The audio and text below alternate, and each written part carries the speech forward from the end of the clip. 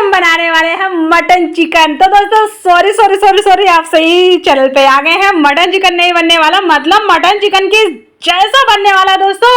यकीन मानो आप मटन चिकन खाना ही भूल जाएंगे दोस्तों। एक बार आपने इस तरह से कटहल की सब्जी बना के खा लिया ना, तो आप बार बार कटहल की सब्जी इसी तरह से बना के खाना चाहेंगे दोस्तों। जो भी सामग्री मैंने ली है ना, आप चाहे तो वो सारी सामग्री लें और नहीं चाहे तो स्किप भी कर सकते हैं, कोई दिक्कत नहीं है। जबरदस्ती नहीं कि सारी सामग्री डालना जरूरी है, मैं आपको आगे बता दूंगी क्या डालना है। तो राम राम दोस्तों, मैं हूं दिव्या, दिव्या फूड चैनल में आप सभी का स्वागत है। आई होप आप सब अच्छे और खुश रहे, हमेशा निरोगी रहे दोस्तों। तो आइए फटाफट रेसिपी दिखा देते हैं। तो मैंने यहाँ पे ले लिया है दोस्तों, कढ़ाई में मैंने डाल दिया है ऑयल। ऑयल आप अपने हिसाब से कम ज्यादा डाल सकते हैं। मैंने 1 चमची ले लिया है और कटहल हमने पहले से ही फ्रेश काट पीट के रख लिया था दोस्तों, क्योंकि बहुत ज्यादा कीमती समय हम आपका भी समय बर्बाद नहीं करना चाहते और हमारा भी नहीं करना, तो हम पहले से ही काट पीट के रख लिए थे। अगर जो आपकी कटहल में ज्यादा चिपक रहा, दूध ज्यादा निकल रहा, तो आप इसमें तेल भी लगा सकते हैं सरसों का, और नींबू का रस भी लगा सकते हैं, उससे आपका चिपकेगा नहीं, बहुत बढ़िया से कट जाएगा। तो मैंने यहाँ पे डाल दिया है हल्दी पाउडर और नमक डाल दिया। मैंने साथ ही में डाल दिया है डालते के साथ ही, कि ताकि इसमें भी अच्छे से हल्दी भी हो जाए और नमक के साथ क्या रहेगा, ये अच्छे से थोड़ा भुन जाएगा और फ्राई भी हो जाएगा। तो दोस्तों मैंने इसे अभी जब भुना है ना, इसे मैंने हाई फ्लेम में भुना है 4-5 मिनट के लिए, बस ज्यादा समय नहीं दिया दोस्तों, 4-5 मिनट के लिए ही, और हाई फ्लेम में भुना है। तो हाई फ्लेम में इसे भुनेंगे तो ऑलरेडी बहुत ही अच्छे से भुन जाएगा, इतना भुन जाएगा कि 40% तक ये ऑलरेडी यहाँ पक जाएगा।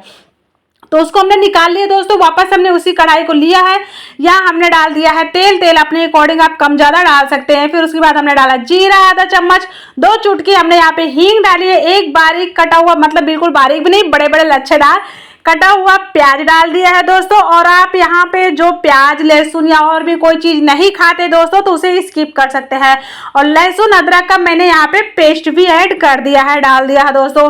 तो इन्हें हमें अच्छे से पकाना है, जलाना बिल्कुल भी नहीं। थोड़ा हल्का सा ब्राउन होते ही आप यहाँ पे और भी सामग्री डालें। तो मैं यहाँ पे डाल दी हल्दी पाउडर और मिर्ची पाउडर, और ये घर का मेरा बना हुआ गरम मसाला था, मैंने उसको भी डाल दिया। थोड़ा सा यहाँ पे मैंने 2 चम्मच पानी डाला है। और भी आपके पास कोई मसाले हो तो आप डाल सकते हैं, पर मैं सच में बता रही हूँ आज मेरे पास धनिया थी नहीं, तो मैंने यहाँ पे धनिया नहीं डाला। आप इसमें धनिया डाल लें और भी कोई मिर्ची वगैरह डालें तो उसको भी डाल लें। तो मैंने मिर्ची इसलिए नहीं डाली दोस्तों, क्योंकि वो जो मेरा गरम मसाला था उसमें ऑलरेडी पहले से मिर्ची थी दोस्तों, इसलिए मैंने मिर्ची नहीं डाली। तो आप यहाँ पे मिर्ची वगैरह सब डाल लें। तो मैंने टमाटर डाल दिया, टमाटर के बाद मैंने यहाँ पे नमक डाल दिया। मुझे इसे अच्छे से भुनना है हाई फ्लेम में, क्योंकि लो फ्लेम में तो पक भी नहीं पाएगा इतनी जल्दी, हाई फ्लेम में भुनेंगे अच्छे से भुन जाएगा।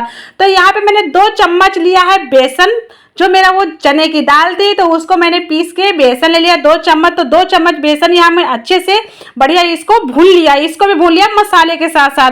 मसाला भी भून गया और बेसन भी साथ ही साथ भून गया। और अब इसे हमें वापस से इसे 3 से 4 मिनट के लिए इसको भी भूनना है। तो हमें इसे मीडियम फ्लेम में भूनना है, ना हाई में भूनना है ना लो में भूनना है। इसे मीडियम फ्लेम में थोड़ा अच्छे से भून लेते हैं मसाले के साथ, तो इससे बहुत ही अच्छा सा फ्लेवर आएगा, इसलिए मसालों के साथ जरूरी है। आप चाहे तो इसे कुकर में बनाए, ज्यादा बढ़िया बनेगा, परंतु दोस्तों मुझे कढ़ाई में दिखाना था इसलिए मैं कढ़ाई में बनाई हूँ। बाकी तो बाद में मैं इसको कुकर में पका लूंगी 2-4 सीटी लगा के, 2 सीटी लगाते ही।